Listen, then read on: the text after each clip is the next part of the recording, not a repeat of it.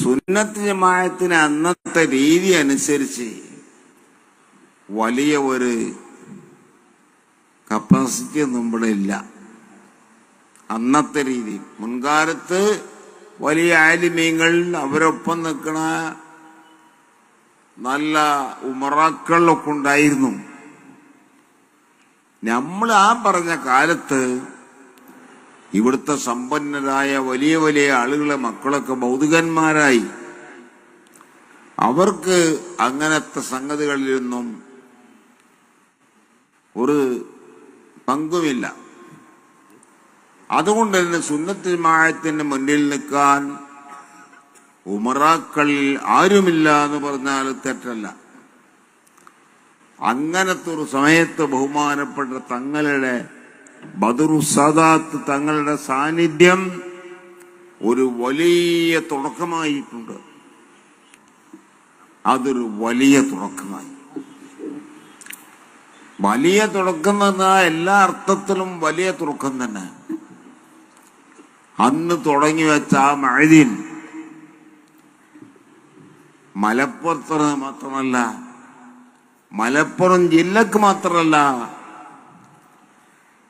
കേരളത്തിന് മാത്രമല്ല, എല്ലാ രാജ്യങ്ങൾക്കും ഒരു മാതൃകയായി വലിയ സ്ഥാപനം തന്നെ കുറഞ്ഞ കാലങ്ങളെ കൊണ്ട് ഇവിടെ ഉയർത്താൻ കഴിഞ്ഞു. ബഹുമാനപ്പെട്ട സയ്യിദ് അവർക്ക് അല്ലാഹു തആല ദീർഘായുസ്സും ആഫിയത്തും പ്രദാനം ചെയ്യട്ടെ. അവരുടെ നേതൃത്വത്തിൽ ഓരോ മാസങ്ങളിലും ആ സലാത്ത് തന്നെ മഹാസമ്മേളനമാണ്. അത്രയും ജനത്തിരക്കുള്ള ആ സലാത്ത് എല്ലാ അർത്ഥത്തിലും നമുക്ക് വലിയ ഉറപ്പും അടിവേരും ഒക്കെ ഉണ്ടാക്കി തീർത്തു. കണ്ണെത്താത്ത ദൂരത്തിൽ ജനങ്ങൾ സംഘടിച്ച അത്രയും വലിയൊരു മജ്‌ലിസ് ഒരു കൂട്ടർക്കും ഇവിടെ കാണിക്കാൻ കഴിഞ്ഞിട്ടില്ല. പൊങ്ങച്ചല്ലവൻ പറയുന്നത് അല്ലാഹു ചെയ്തെന്ന നിഅമത്താണ്.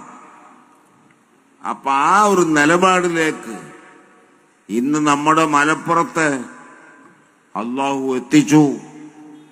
മലപ്പുറത്തെ അതിൽ നിന്ന് മാറ്റിയെടുക്കാനൊന്നും ആർക്കും ഇവിടെ കഴിഞ്ഞിട്ടില്ല. അല്ലാഹു തആല അതിലൂടെ നമ്മളെ ഈ മലപ്പുറത്തെ ഉയർത്താൻ എന്നല്ല, കേരളത്തെ തന്നെ ഉയർത്താൻ നേരത്തെ നിശ്ചയിച്ചു കാണാം. കേരളമല്ലാത്ത രാജ്യങ്ങളിലും പോയി നോക്കിയാൽ ഇങ്ങനത്തെ സൗകര്യങ്ങൾ അവിടെ ഉണ്ടോ? അവിടെ ചെയ്യാൻ കഴിയുമോ?